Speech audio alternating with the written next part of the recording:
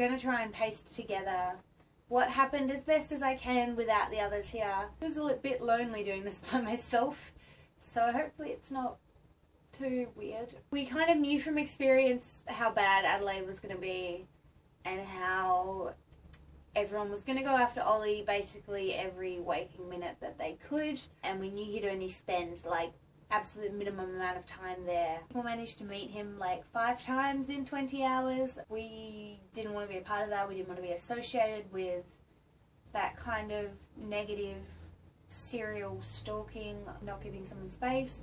Meet celebrities in a lot more respectful kind of way and see them a bit more as a person rather than a thing to get photos with for Facebook likes.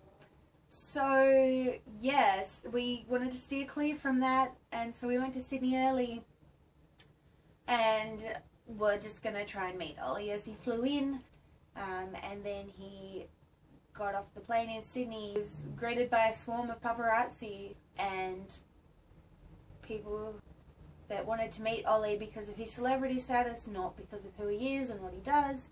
Sydney Airport was a pretty shit time. It kind of really upset me how hectic the whole thing was and how like no one cared about Olly. They were just sticking cameras in his face, which, like, why? So he's fighting this lady. Look at them all. Flight 2213, the flight is now closed. Please board through gate 19. Miss Joanne Henry and Mr. Oh my God. Please board through gate 19. This is disgusting. Can I have your attention, please? When people say he disappeared. Thanks, Olly. Olly, you want to see Olly? Hey, buddy, we walk. But yeah, we're actually the only ones at the airport that didn't get photos. You could tell he didn't want to be there. You could tell Mark was getting really angry. Olly, being Olly, still smiled for the photos, still stopped for them. So yeah, we just kind of stood back, watched it all happen, filmed it, and we're just like, this is awful. The next morning, Olly was doing promo. I had a massive day of promo scheduled before his concert that night. So we were originally going to get up and try and go to a radio station, but we were a bit disheartened after the airport. We went to the Wax Museum instead, just became mega tourists basically, before getting ready to head on out to our meet and greet. Nobody really does meet and greets in Australia, so you don't really attend many. So I didn't know if it was going to be like a closed off one or if it was going to be like a full on, everybody is watching you. So we were kind of towards the back, so we had to watch like everybody go first. So I was getting really, really nervous. By the time we got there, there were a lot less people in the room, but there were still people watching and you still kind of like, If you follow us on any social media, you would know that we have a bit of an obsession with doing squad poses with anyone and anything. Naturally, we were like, we really need one of these with Olly. Olly did not know what a squad was and had no idea what we were talking about. I'm like, just do a squad pose. So we had to explain it.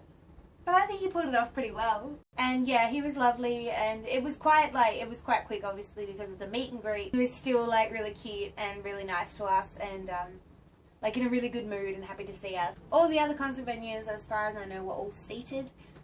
But this one was mosh. That was one of the biggest selling points for us to actually go to Sydney. And we got Barrier. It was really exciting.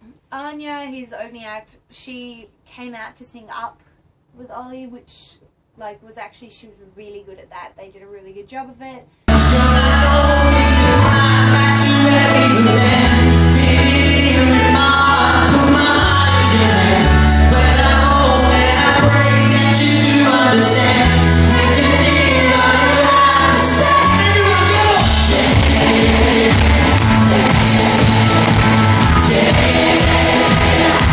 There was a lot of rumour going around that Demi was going to come and do Up with Olly. She had a free night. She could have easily done it. I don't know why she didn't. It would have been excellent promo for her. It was such a good tour, like even though we only went to 2 shows, both were incredible. He exceeds your expectations every time you see him live. I'm yet to see Olly have a bad night where he sounds off or he doesn't look as enthusiastic, whereas some artists you kind of like, the more you see them live, the more variance you see in their performances, but Olly's always like gives it 110% and he's always incredible.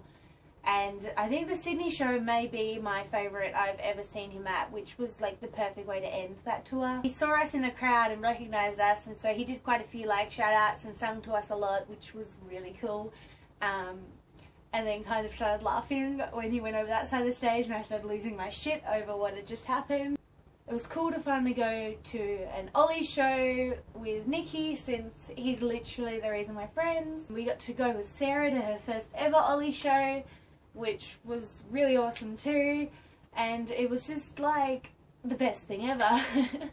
When you have such multiple positive experiences with somebody, like with a celebrity like Olly, it makes all the time and the money and the effort and the tears and just everything 100% worth it. Like, this is why I support this person, this is why I love them, this is why I love their songs, they're a great performer, like all of that, like you just like, I'm glad I did this, I'm happy, like there's no regrets about that tour. It's incredible, and I'm gonna stop blubbering about Olly now. Bye! I'd like to tell the people at home what just happened.